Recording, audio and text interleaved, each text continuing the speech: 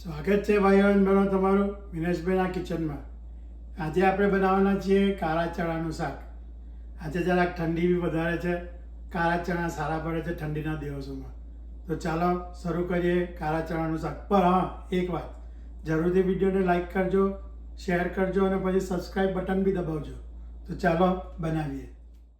એક કુકરમાં 1.5 કપ જેટલા ચણા લેવ, એમાં ચણા ડૂબે એટલું પાણી ઉમેરો. એને આપણે 6 થી 8 કલાક માટે રાખી મૂકવાનું છે. પછીથી આપણે એમાં સ્વાદ અનુસાર મીઠું નાખીશું. થોડું એમાં જિંજર પેસ્ટ નાખીએ.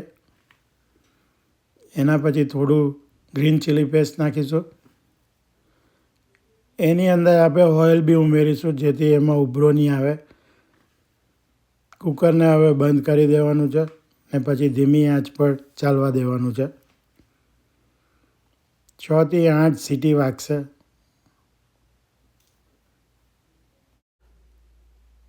કુકર ખોલીને આપણે ચેક કરી લઈશું કે આપણા ચણા બફાઈ ગયા છે કે નહીં.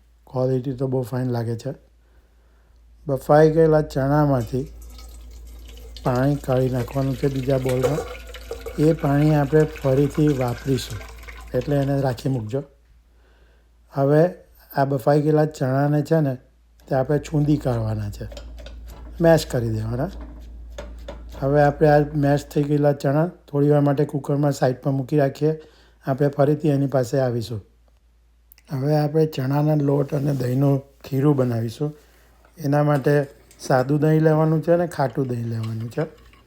એ બેને મિક્સ કરી દેવાનું ને પછી એમાં આપણે ચણાનો લોટ નાખીશું. ચણાના લોટને પણ મિક્સ કરી દેવાનું છે. પછી એક મસ્ત મજાનું ખીરા જેવું મિશ્રણ બનાવવાનું છે. મિક્સ કરી દેવાનું છે એને.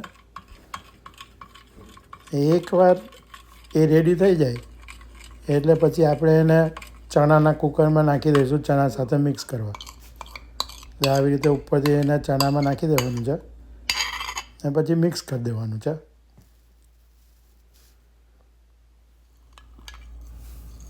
હવે જે આપણે પેલું ચણાનું પાણી કાઢેલું હતું બફાયેલું, તેને આ બોલમાં નાખીને સારી રીતે મિક્સ કરીને નાખી દેવાનું છે પાછું કુકરમાં.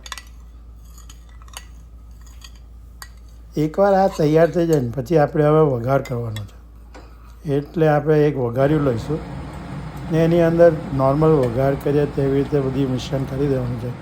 જેમ કે ધાણા, જીરું, રાઈ, ડ્રાય મરચું લઈને મરચાંને તોડીને અંદર નાખી દેવાનું.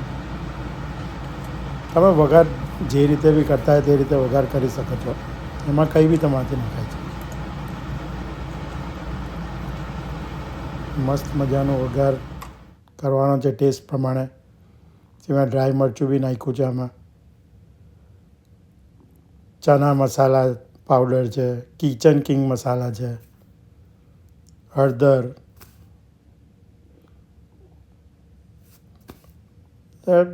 નોર્મલ વઘારની જેમ વઘાર કરવાનો છે. એકવાર વઘાર થઈ જાય પછી એને કુકરમાં મિક્સ કરી દેવાનું. સુગંધ મસ્ત આવે છે.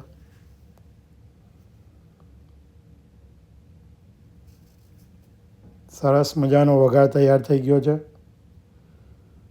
લાલ મરચું નાખ્યું, કાશ્મીરી મરચું, કાશ્મીરી જે ચીલી આવે છે તે બી નાખાય એમાં. હું પણ નાખીશ એમાં.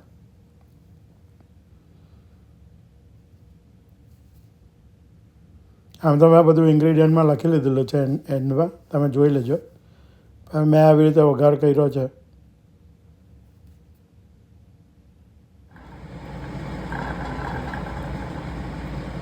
મસ્ત હલાવીને કુકરમાં નાખી દો. મિક્સ કરી દેવાના છે. ચણા આપણા થઈ ગયા છે. ધીમી આંચ પર આ કુકર ચાલ્યા કરે છે.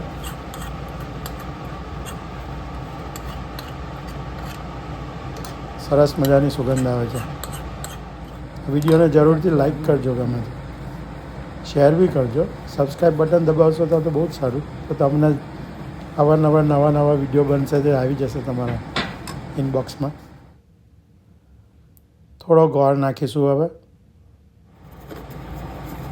ગાર્નિશ માટે દાણા, કસ્તુરી મેથી છે એ બી નખાય. આપણે બી નાખીશું અમે. થોડું થોડું હલાવ્યા કરવાનું છે ટાઈમે. બહુ હલાવવાનું નથી, નહીં તો ચણા છૂંદાઈ જશે બહુ. આપણે એટલા જ છૂંદા છે કે માપસરના છૂંદેલા છે, બહુ છૂંદવાના બી નથી. હલાવ્યા કરવાનું છે. કુકર ચાલુ છે હજુ બી ધીમી આંચ પર. ઓલમોસ્ટ થઈ જ ગયા છે. ચાખી લઈએ. મસ્ત મજાના બે.